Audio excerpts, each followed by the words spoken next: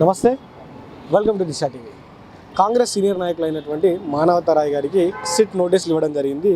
గత ప్రభుత్వం చేసినటువంటి ఫోన్ ట్యాపింగ్లో భాగంగా అసలు ఆయన ఫోన్ ట్యాప్ అయిందా, ఎట్లాంటి విషయాల లోపల మాట్లాడారు, పోలీసులు ఏం చెప్పారు, సిట్ అధికారులు ఏం మాట్లాడారు కూడా అడిగి తెలిసినటువంటి ప్రయత్నం చేద్దాం. నమస్తే. నమస్తే. చెప్పండి, ఏం జరిగింది? ఇప్పుడు 243/2024లో ఫోన్ ట్యాపింగ్ జరిగినట్టు క్రైమ్ పంజాగుట్ట పోలీస్ స్టేషన్ నమోదైంది.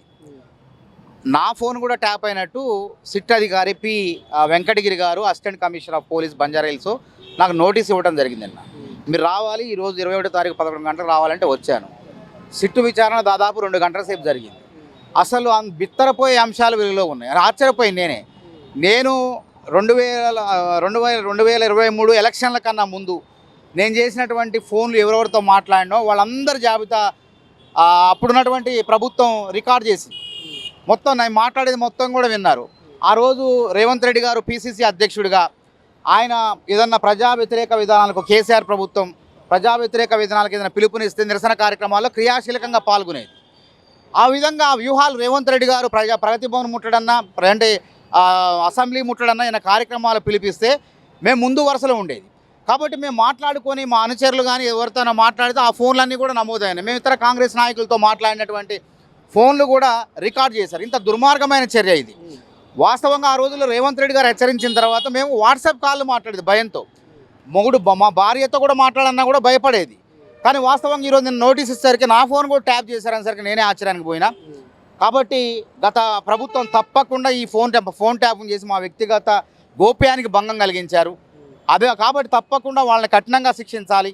ఆ ప్రభుత్వంలో ఎవరైతే పెద్దలు ఉన్నారో, పోలీస్ అధికారులే కాదు, ఇందులో భుజంగరావు గారు, మన తిరుపతన్న, తర్వాత ప్రణీత్ రావు, వీళ్ళంతా కొంతమంది అరెస్ట్ అయ్యారు.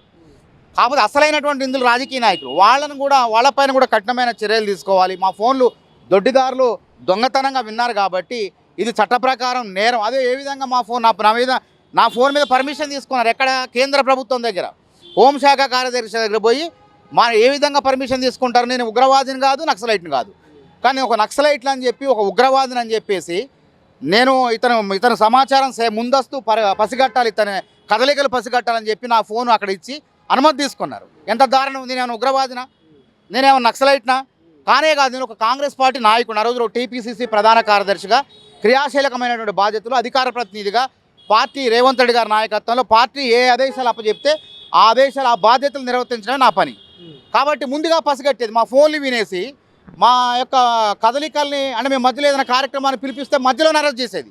ఎట్లా ముందస్తు ఎట్లా చేశారో అర్థం కాదు. ఇప్పుడు మనం ఈ దారిలో పోదాం, ప్రగతి భవన్కి పోవాలంటే సికింద్రాబాద్ మీదుగా ఒక చోట జమ అయిపోదాం అనుకునేది మా మిత్రులంతా.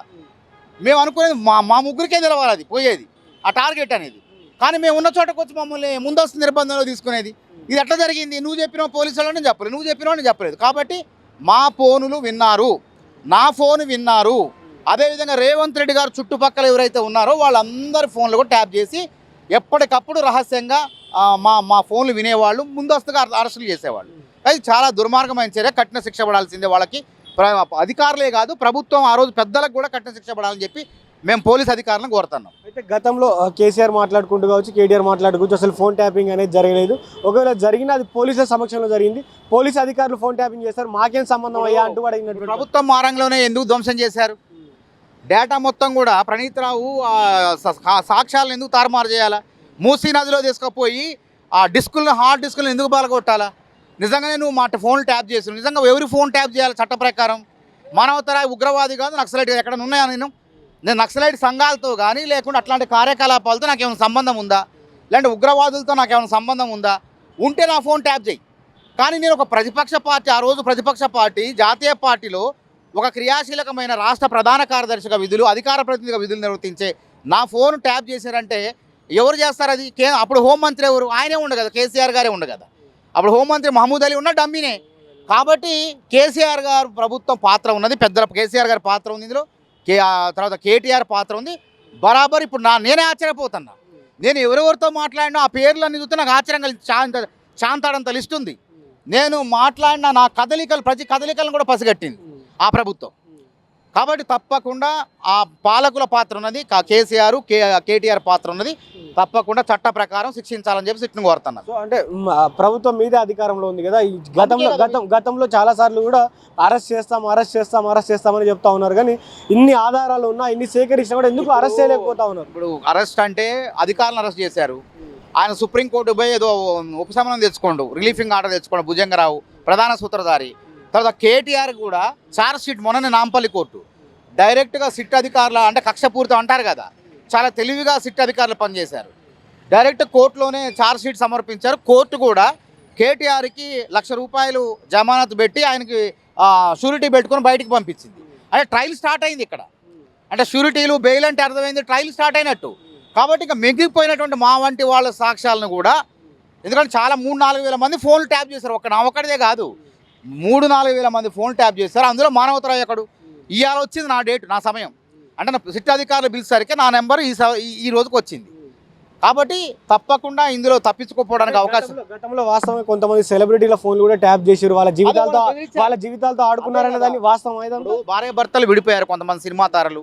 ఎందుకు విడిపోయారంటే ఫోన్ ట్యాపింగ్ ద్వారా విడిపోయారని చెప్పి ప్రచారం జరిగింది పెద్ద ఎత్తున. కాబట్టి ఇప్పుడు నా ఫోన్ ట్యాప్ చేశారంటే నేను నా భార్యతో మాట్లాడిన అంశాలు కూడా వాళ్ళు విన్నట్టే కదా. ఇప్పుడు మనం భార్యతో మొగుడు పెళ్ళంతో మాట్లాడకుండా ఉండడు కదా. కాబట్టి నా ఫోన్ విన్నారు, నా భార్య ఫోన్ విన్నారు, అందరూ నేను ఎవరితో మాట్లాడినో ఆ లిస్టు చూస్తే కాంగ్రెస్ నాయకులతో మాట్లాడిన ఫోన్లు విన్నారు, నా యూనివర్సిటీ మిత్రులు మాట్లాడిన ఫోన్లు విన్నారు. అన్ని ఫోన్ అడుగున నా ఫోన్ వినుకుంటూ నా యొక్క కదలికలు పసిగట్టారు. ఇది చట్టరీత్యా నేరం. కాబట్టి తప్పకుండా శిక్ష పడాలి వాళ్ళకి. తప్పకుండా కఠినమైన జీవితాంతం జైల్లో ఉండి శిక్ష పడాలి. ఇంకోటి, భవిష్యత్తులో ఏ రాజకీయ నాయకుడు కూడా ఫోన్ ట్యాప్ చేయాలంటే వానికి గజగజ వణికే విధంగా ఉండాలి, అట్లాంటి శిక్షలు పడాలి. సో చివరి ఏం చెప్తారు సిట్ విచారణ అంశం మీద? సిట్ అదే విస్తృతపోయే అంశాలు, బిత్తరపోయే అంశాలు. నేను ఇంకా చాలా జాబితా చెప్పాలంటే ఆ ఫోన్ నెంబర్ లైన్ చూస్తే వాళ్ళే 2 గంటల సేపు సమయం పట్టింది. నన్ను ప్రశ్నలు అడిగాను, ఈ టైంలో ఎక్కడ ఉన్నావు, ఏం తెలుసా అంటే నిజంగా మా రికార్డ్, నేను ఎవరితో మాట్లాడింది, టైము, డేట్ అన్నీ ఉన్నాయి అక్కడ. అంటే అట్లా అంత పకడ్బందీగా అధికారులు ఆధారాలు సేకరించి మమ్మల్ని విచారణ పిలుస్తున్నారు. నేను బాధితుడిగా నన్ను విచారణ పిలిచారు. కాబట్టి తప్పకుండా తప్పించుకోవడం కుదరదు. ఎంత పెద్దవాళ్ళు ఉన్నా, గతంలో పెద్దలు మాజీ ముఖ్యమంత్రి అయినా మంత్రులైనా ఆధారాలు సాక్ష్యాధారాల రూపంలో, డిజిటల్ రూపంలో ఉన్నాయి కాబట్టి తప్పించుకోవడం కుదరదు.